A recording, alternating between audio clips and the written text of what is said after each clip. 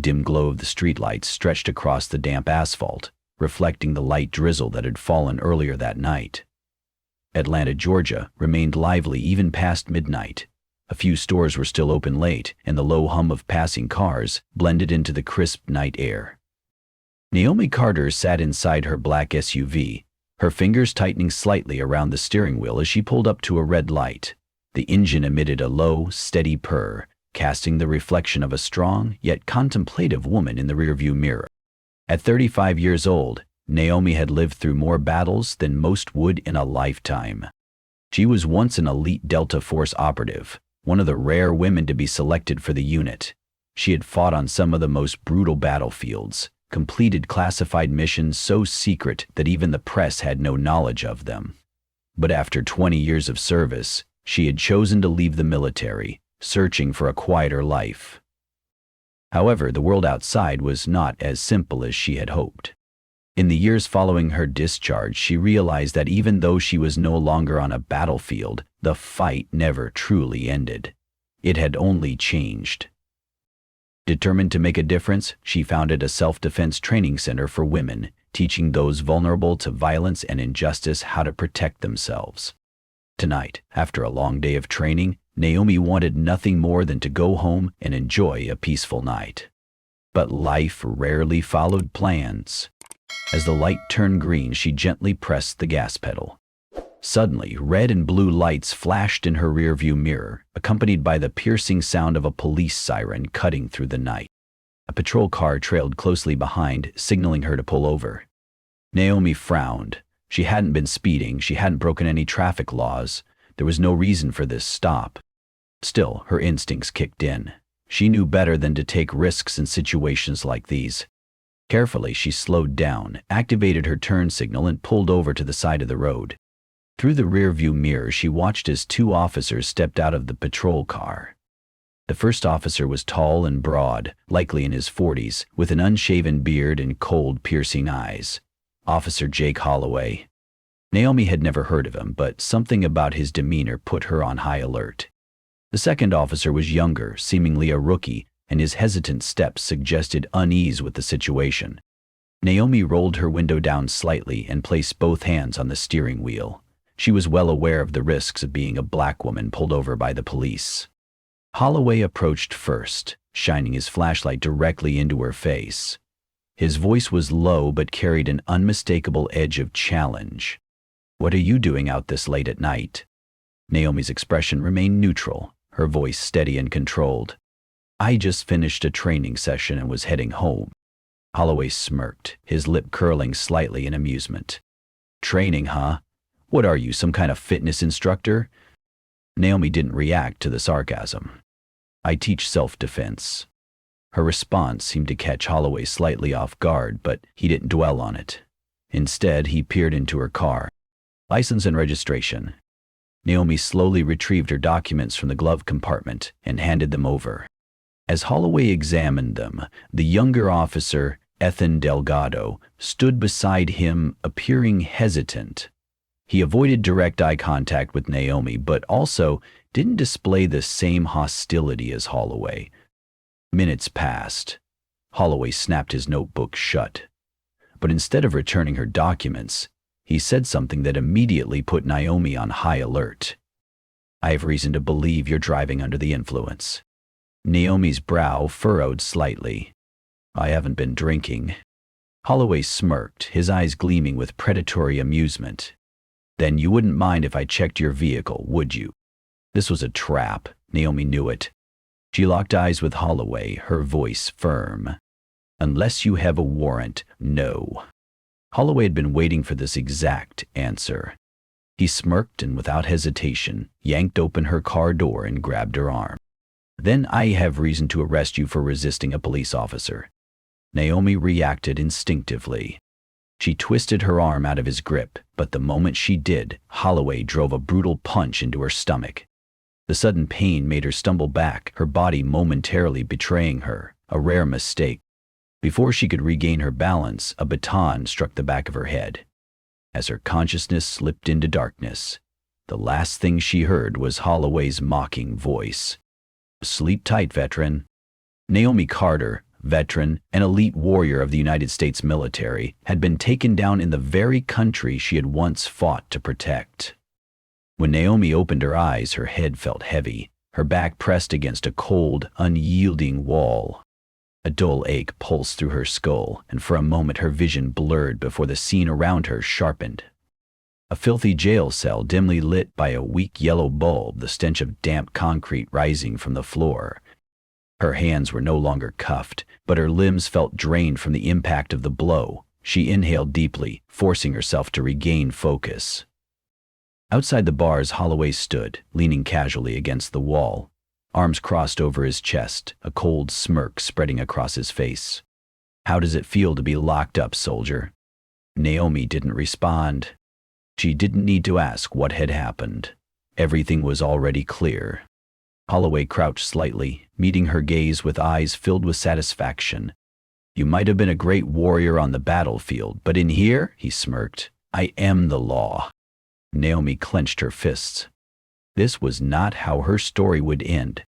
The dim fluorescent light flickered, casting weak, shifting shadows across the cold concrete floor. The cell was small and narrow, its stained walls damp with moisture seeping through the cracks. No clock, no way to tell how long she had been here. Naomi Carter sat leaning against the frigid metal wall, her eyes half open, but never asleep. The pain from the blow to her head still throbbed, her vision occasionally blurring at the edges. She controlled her breathing, forcing her body to adjust, to adapt. But this time, it wasn't like the battles she had fought before. This wasn't a mission where she could strategize or counterattack with precision.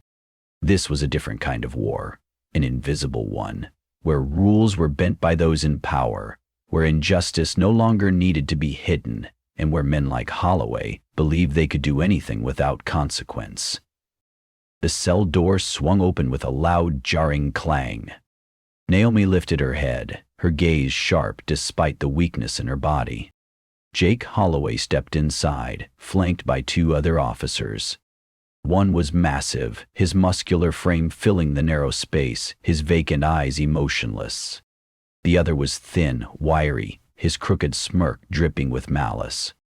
"You don't look too thrilled to be enjoying the Atlanta PD's finest hospitality, Carter." Holloway smirked, stepping closer, his eyes gleaming with amusement as he took in her condition. Naomi didn't respond. She simply stared at Holloway, unwavering, not a single trace of fear in her eyes. Holloway crouched down, resting his elbows on his knees. "That look," he muttered. "The look of a warrior. But I wonder, without the military, without your weapons, and with no one coming to save you, what will you do?" He raised his hand and patted Naomi's cheek, not hard, but just enough to humiliate her. Naomi clenched her teeth but did not react. "Officer Holloway," the thinner cop sneered. "She might have been a soldier, but this is our turf. She's just a rat caught in a trap." Naomi let out a dry, amused chuckle. "If I'm the rat, then who here thinks they're the cat?" Holloway raised an eyebrow, but instead of anger, he let out a booming laugh, as if he enjoyed her defiance. "You're amusing, Carter. But don't forget," he leaned in, his voice dripping with control, "I decide your fate now." Without warning, he drove a brutal punch into her stomach. Naomi collapsed to her knees, gasping for air as sharp pain exploded through her abdomen. Holloway stepped back, his tone casual, completely in control. "Now, you have two choices."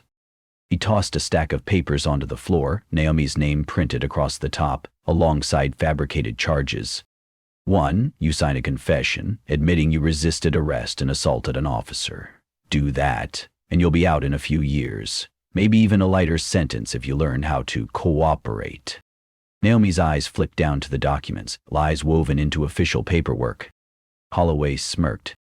"Or you can keep resisting, and I'll handle you in my own special way." Naomi didn't need to ask what his special way meant. She knew men like Holloway. They didn't just want physical control. They wanted to break a person's will, to crush their spirit, to make them submit. But what Holloway didn't know was that Naomi Carter wasn't so easily broken. She was slammed onto the floor, her arms twisting in agony as Holloway and his men kicked her mercilessly. She didn't scream. She wouldn't give them the satisfaction of hearing her pain.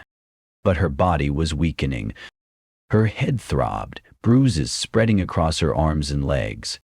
Naomi had no idea how many hours had passed since she was locked in this cell, but time no longer seemed to matter. Holloway crouched down, grabbing a fistful of her hair, yanking her head up as he whispered in her ear, "No one's coming for you, Carter. No one cares about you." Naomi closed her eyes. Was this how it ended? For the first time in years, she felt true despair. No teammates. No weapons. No way out. Her mind drifted back to the past, the missions, the soldiers who had fought beside her, the moments she had come close to death on the battlefield, only to push through and fight again. She had never felt this powerless before. Holloway stepped out of the room, leaving her alone in the darkness. Cold, loud. The darkness in the cell was suffocating, wrapping around Naomi Carter like a void threatening to consume her whole. The pain from the beating still throbbed, each bruise a cruel reminder that this was no nightmare. But just as she thought the darkness might swallow her completely, a light appeared. A soft click echoed as the cell door shifted slightly. Naomi didn't lift her head right away, partly from the pain, partly because she wasn't sure if this was just another one of Holloway's cruel games. Then a quiet voice broke through the haze of pain. "Carter, are you still awake?" Naomi's eyes slowly opened. She recognized the figure standing outside the door, Ethan Delgado, the young officer from the precinct, the one who had been there the night she was arrested. There was concern on his face, and unlike Holloway or his men, his eyes held no malice. Naomi stared at him, suspicion clear in her gaze. "What do you want?" Her voice was hoarse, weaker than she had expected. Ethan swallowed hard, glancing around nervously, as if afraid someone might overhear. "I don't agree with this. I saw everything. You don't deserve this." Naomi let out a bitter, humorless chuckle. "Oh yeah? Then why didn't you stop them?" Ethan lowered his head, as if Naomi's words had driven a knife straight into his conscience. "I was wrong," he murmured, "but I can make it right." Naomi stared at the young officer, trying to assess whether this was another trap. But it wasn't. She saw the truth in his eyes. He wasn't a bad man, just someone trapped in a rotten system. She tilted her head, pushing through the pain to look him straight in the eye. "If you really want to help me," she said slowly, "then help me get the truth back." Ethan nodded, lowering his voice. "I'll get you out of here, but I need your help." Naomi raised an eyebrow. "My help? Do you see the condition I'm in?" Ethan's voice was steady, full of conviction. "You're still stronger than anyone in this damn precinct. Holloway thinks he's broken you. I need you to prove him wrong." Naomi was silent for a moment. She didn't want to admit it, but Ethan's words ignited something inside her, a flame Holloway had tried to extinguish. She was not broken. She nodded. "What's the plan?" Ethan exhaled, relieved to see that Naomi still had fight left in her. "Holloway has security footage that proves you did nothing wrong. I've seen it." Naomi narrowed her eyes. "Then why haven't you turned it in?" Ethan's jaw tightened, anger flickering across his face. "He wiped it from the official system, but I know he kept a private copy in his office." Naomi nodded. "How do we get it?" Ethan glanced around before leaning in. "There are two ways. One, I can break into Holloway's office, grab the evidence, and get it out." Naomi smirked, despite the lingering pain. "Sounds reckless." Ethan shrugged. "You got a better idea?" Naomi took a deep breath. She might not have power right now, but she still had her mind. "I need a phone call." Ethan frowned. "To who?" Naomi smiled. A dangerous smile. "To someone Holloway wouldn't dare cross." Ethan returned after a few minutes, shoving an old phone into Naomi's hand. "You've got 2 minutes, make it quick." Naomi gripped the phone tightly, her fingers dialing a number she had memorized long ago. 1 ring. 2. Then a deep voice answered. Who is this? A weak smile touched Naomi's lips. I need you, Walker. Silence. Then his tone turned serious. Where are you?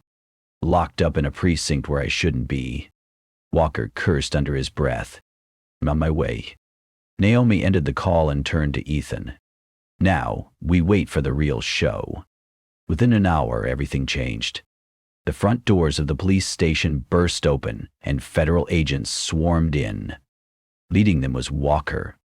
Naomi knew he never moved unless there was a damn good reason. Holloway went pale the moment he saw him. He tried to regain his composure, but Naomi could see the fear in his eyes. What the hell is... Holloway began, but Walker raised a hand, cutting him off. Captain Holloway, you are under investigation for abuse of power, falsifying evidence, and assaulting an innocent citizen. Walker's voice was razor sharp.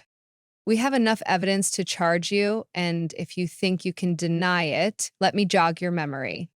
Then stepped up beside Walker, holding a copy of the security footage he had stolen from Holloway's office. The video played on a large screen in the center of the precinct. Naomi being attacked, dragged, forced to confess. The entire precinct fell silent. Holloway took a step back, but this time no one stood with him.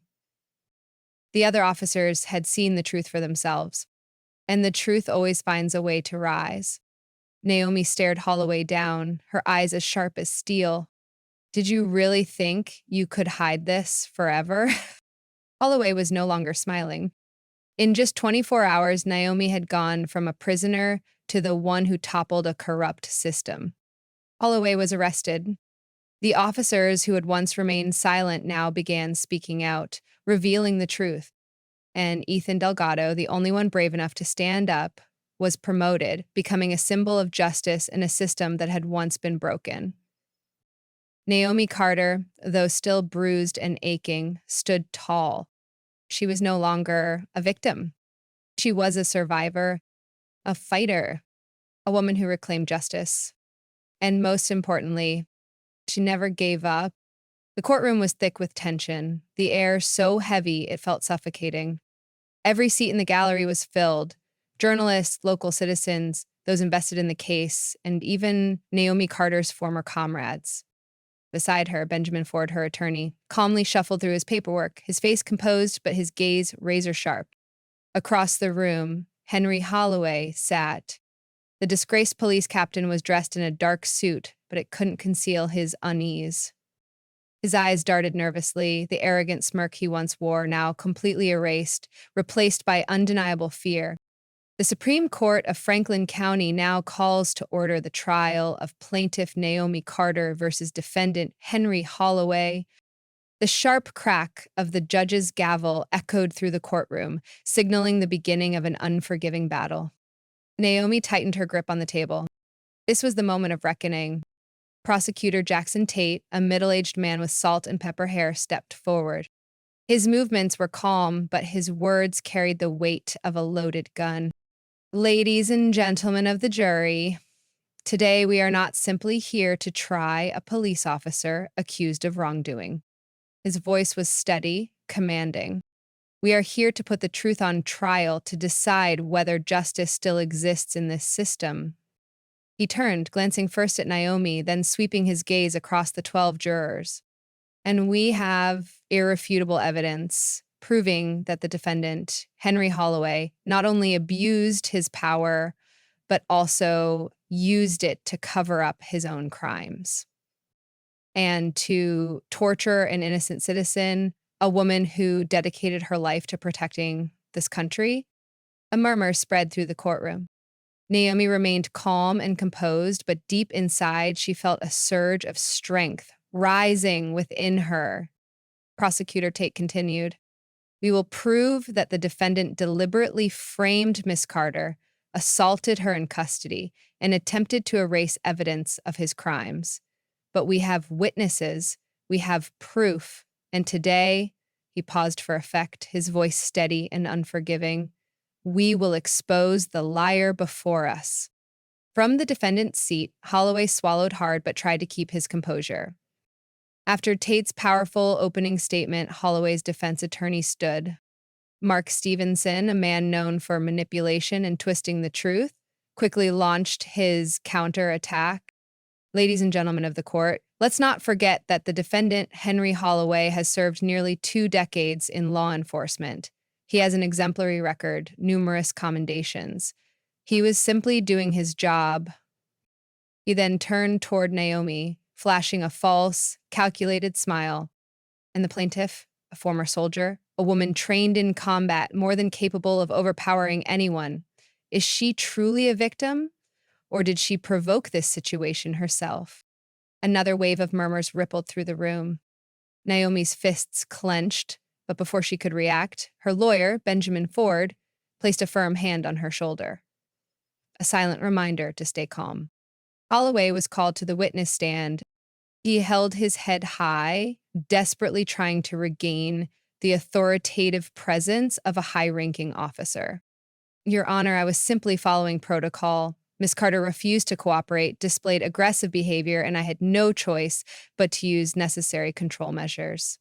Prosecutor Tate rose. Mr. Holloway, I have a simple question for you. He walked forward slowly, deliberately, his eyes locking onto Holloway's. Are you aware that there is a video recording of everything that happened that night?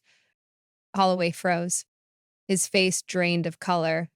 Stevenson immediately stood, objecting, but the judge overruled him without hesitation. I don't know anything about a video, Holloway stammered. Then let's watch it together. The prosecutor's smile was sharp as a blade. The large screen in the courtroom lit up.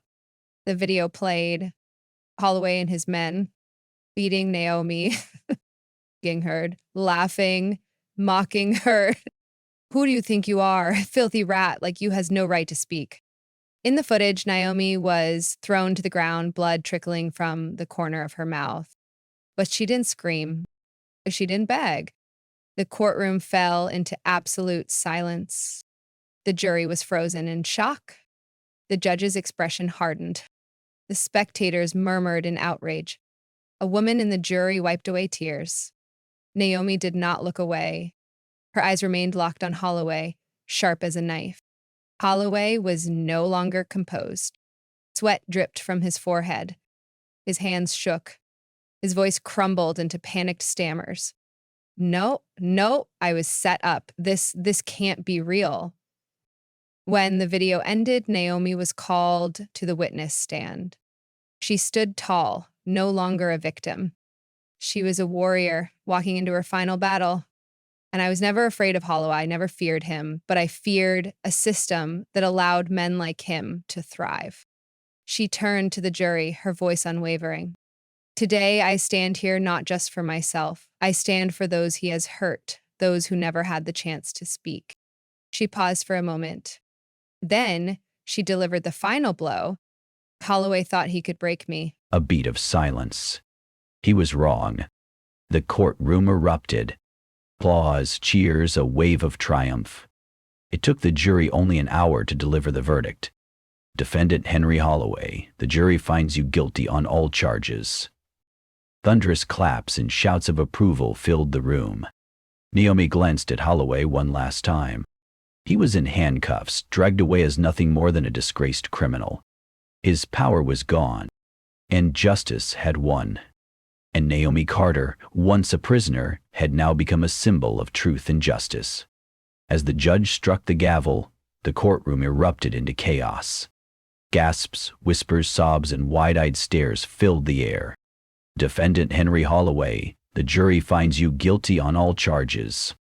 Those words rang like a final decree, marking the end of Holloway's reign of abuse, and those like him. He slumped into his chair, his face pale, his hands trembling. His mouth opened as if to protest, but no words came out. He knew this was the end. The officers who had once stood by his side exchanged uneasy glances, their eyes filled with confusion and fear. They had never thought the system they trusted would turn on them so quickly. But there was nothing left to hide. Holloway had been completely exposed to the public. Some officers, those who had silently watched him abuse his power, now lowered their heads in shame. They had no reason to defend him anymore. Naomi Carter, the woman who had been beaten, humiliated, imprisoned, now stood tall and unshaken in the heart of the courtroom.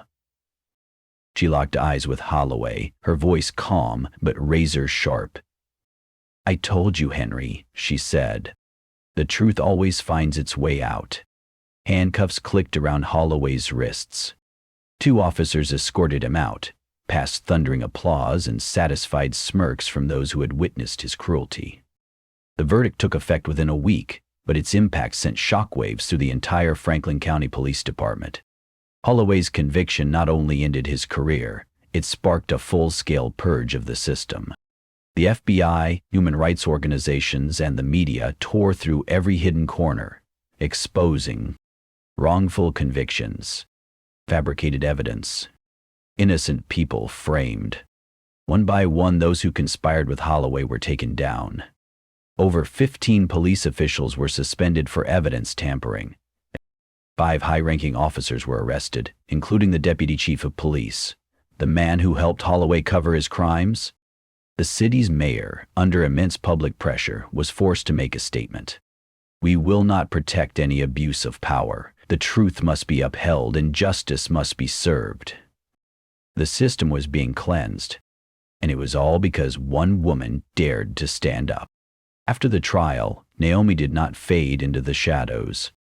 Her story became a nationwide movement, inspiring people across America. The Navy SEAL who took down corrupt cops. Newspapers ran bold headlines. They called her the soldier who never backed down, a symbol of resilience, courage, and justice. But Naomi didn't stop at seeking justice for herself. She made a decision to fight for those who had no voice. She founded a nonprofit organization dedicated to helping the wrongfully accused and victims of abuse of power. The public rallied behind her cause. Thousands donated. Volunteers signed up. Naomi also took to the media, sharing her story, raising awareness about police corruption and abuse. She was no longer a victim. Now she was leading a greater fight. Investigations continued for months.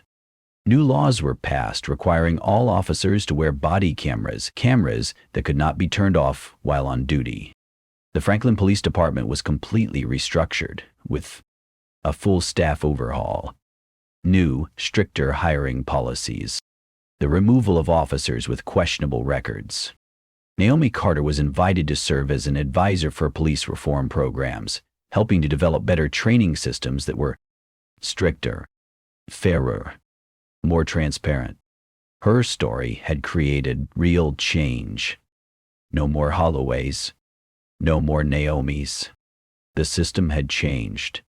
Justice had spoken. One autumn afternoon, as the chaos began to settle, Naomi returned to her small home, the same place where she had once stared at her bruised reflection, wondering if justice still existed.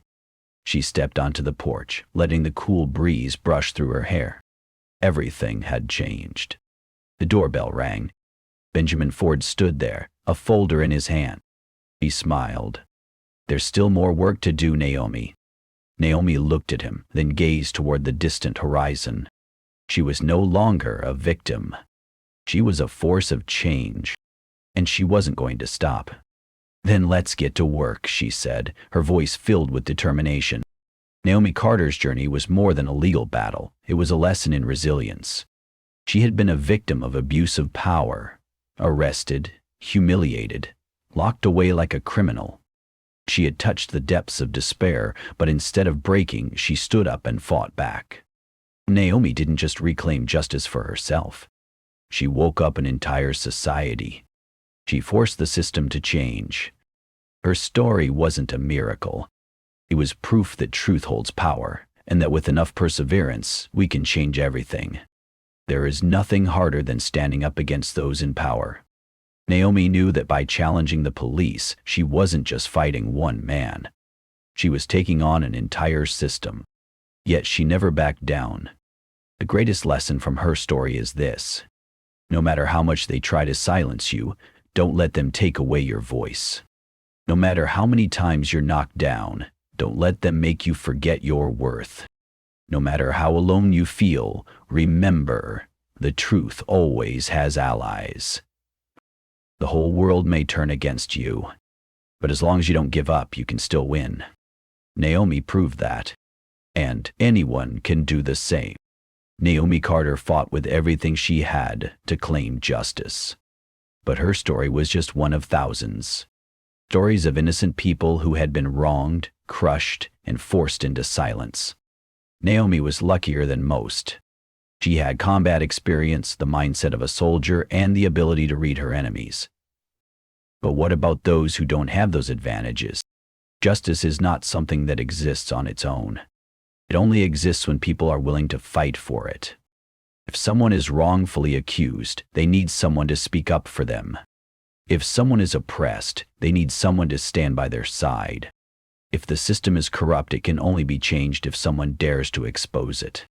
Justice is not a gift, it is a battle, and every one of us has a responsibility to protect it.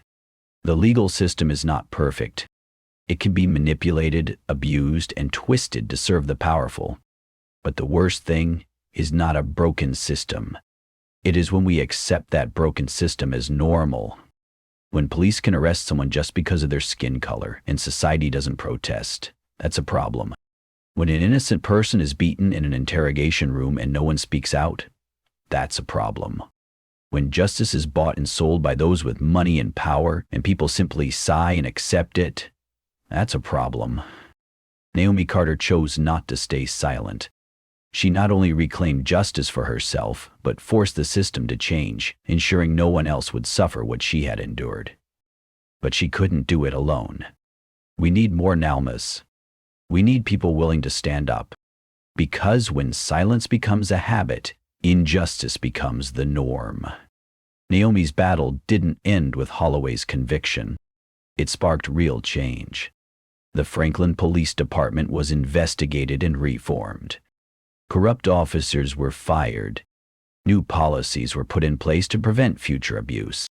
New laws were passed.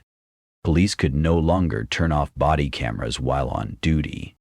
Every arrest required clear justification and solid evidence. The system changed. Because one person dared to fight, the legal system became more transparent. Wrongful convictions were re-examined, and many innocent people were exonerated. These things didn't happen on their own. They happened because one person dared to stand up, and thousands stood with her. The truth prevailed, but only because someone fought for it.